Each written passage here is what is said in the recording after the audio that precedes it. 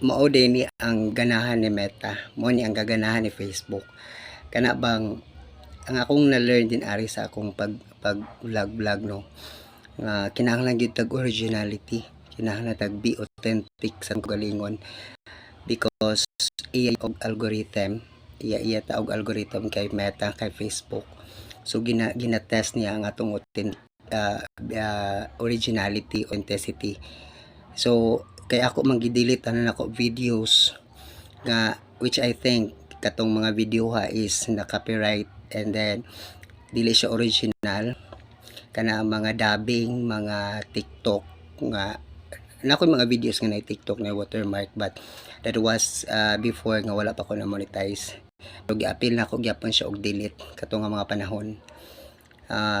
Since I was being monetized kato dito nag-start akong pag-delete sa tanan, despite sa kadagko og views, sa kadaghan views na 18,000 views na ikuan, pero dili na ako magmatter na karon guys, especially that gagmay ra akong views karon but still nag-earn siya. So it doesn't mean nga daghan kag views, daghan kag earnings, dako kag earnings, no. Based on my own experience. So guys, I am so blessed nga nagpadayon gyapon mo sa akong pag-support sa Koa.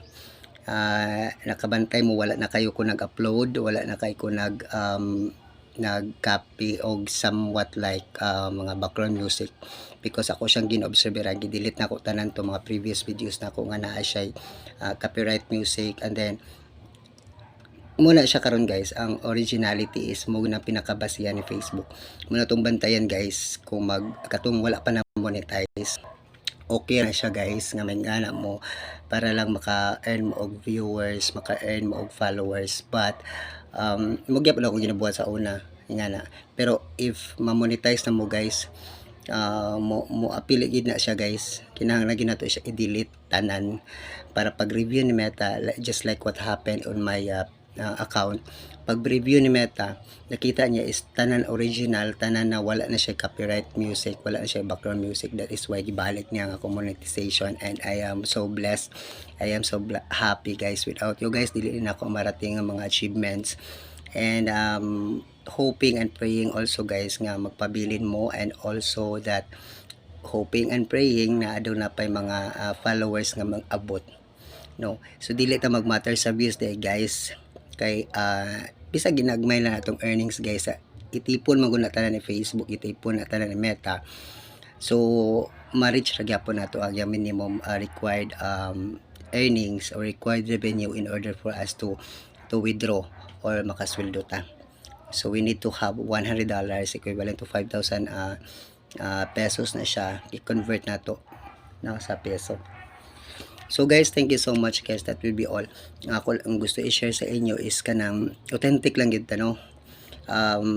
Kung wala pa mo na monetize, if ever ma-monetize mo, i-delete kito nyo tanan. It doesn't matter kung dako kay mong views, kay actually katong inyong mga views previews is na count na to.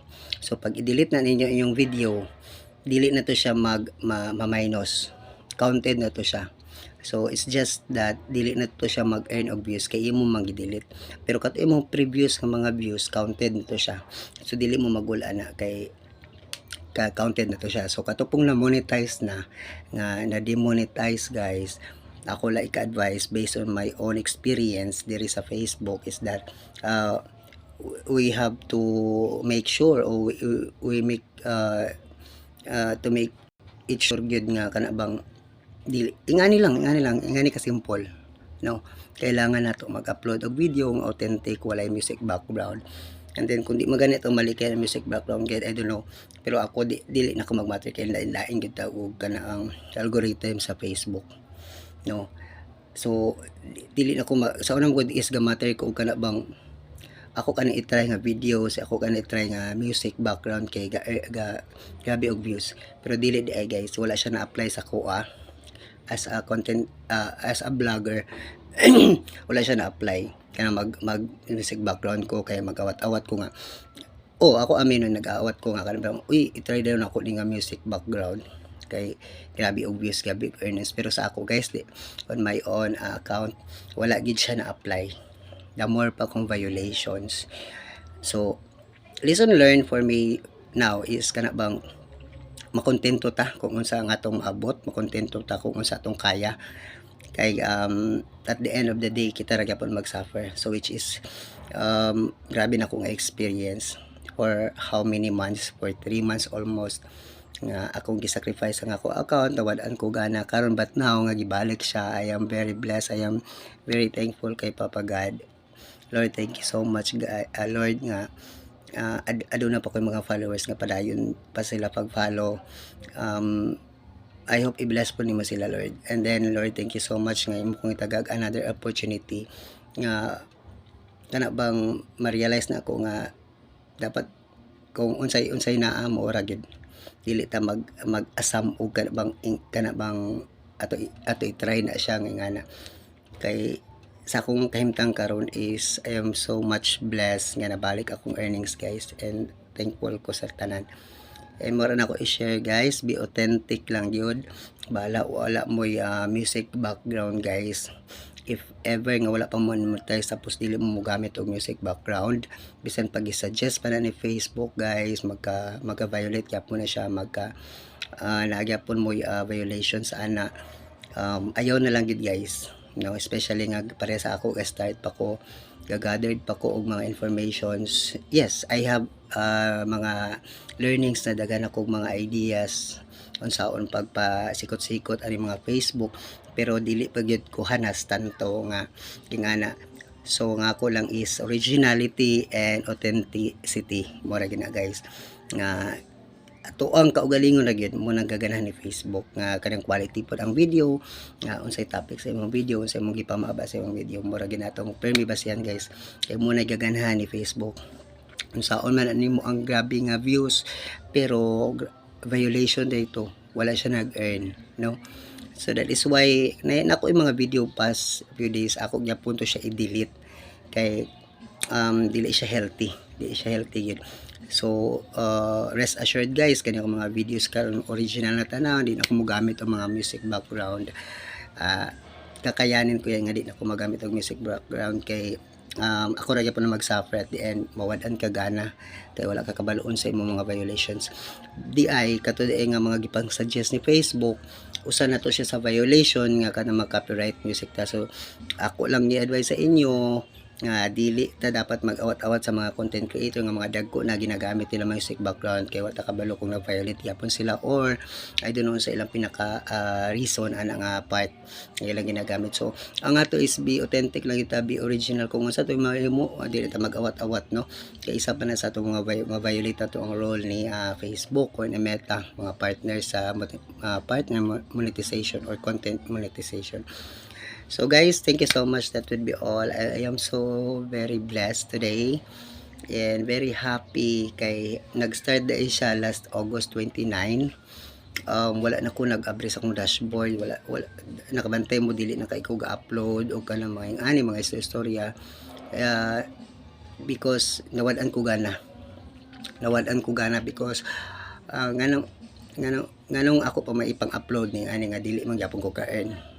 So nasing into sa kung una nga mag-upload lang ko og kanang original or namang gani ko yung mga background music nga nabutang is kana bang pila lang ka seconds nga dili siya mo go beyond 9 seconds kay free pa, dili pa siya copyright as long as below 9 seconds ang imuhang copyright imong gina background music below 9 seconds na above 9 seconds is mo na siya makopyright and that is violation, guys.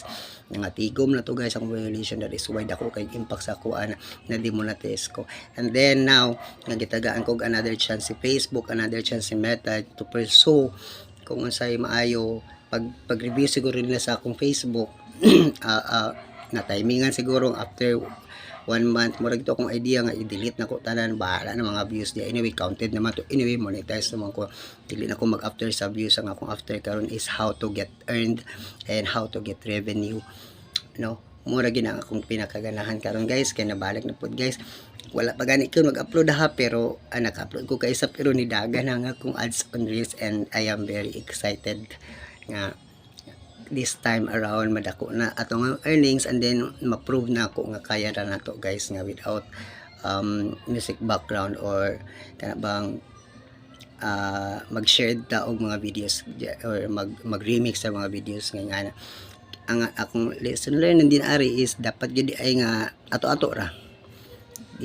Kana bang focus lang ka sa imong goal, focus lang yung kaon sa imong gusto sa Facebook mo, focus lang yung kaon sa imo ang gina-aim sa imong pag-apply as a vlogger or as a small content creator just like me. Wala ko yung mga content, puro ra ni mga istorya, pero dapat kana bang na ay meaning na ay kahinan at kay mo na ganahan ni Facebook, guys. And yes, once again, thank you so much to all my followers, to all OFW there nga pananaw gyapon sa akong videos. Guys, please take good care as always. Laban lang sa life. And then to all my followers din ari sa Philippines, kamutanan all over the globe, sa mga followers mga, thank you so much. Katong mga nag-stalk sa ako, thank you so much. And mga nag-share, mga nag-like and then comment, guys, thank you so much guys for those engagement kanyo ginahatag sa ako. I am so blessed today, and also kamo ma-bless mo ni God, ni Papa Jesus. Thank you so much guys, thank you so much. Nagsugod na tag-earn sa akong ads on Reels ganina. Pagtanong ko sa akong ads on Reels, wala pa siya earning. So ang cut off mo na is 3 PM. After 3 PM on that day, mura to yung account. O pagkaugma na po na yan 3:01 PM sa Amerika, sa ato diri 3 PM muna alas 12 sa ila. So mo cut off na pod sila nga na i-count na po tun dati nga mga videos nimo. So ganag recommend si Meta na guys, ganahan siya og anang bahog sa atong Facebook. Kung makita niya ang original atong Facebook, and then nga na lagi original, be authentic lagi. Nga nila sa akong ginabuhat karon, dili na ko gaka-ibog og mga music background guys, para lang magwapo atong video, dili na. Ako din ari is original and authentic, no music background at all. I-try nato na guys, basin na idea at amubom. Thank you so much and God bless that to be all. Have a nice day. Sed Smith Vlog.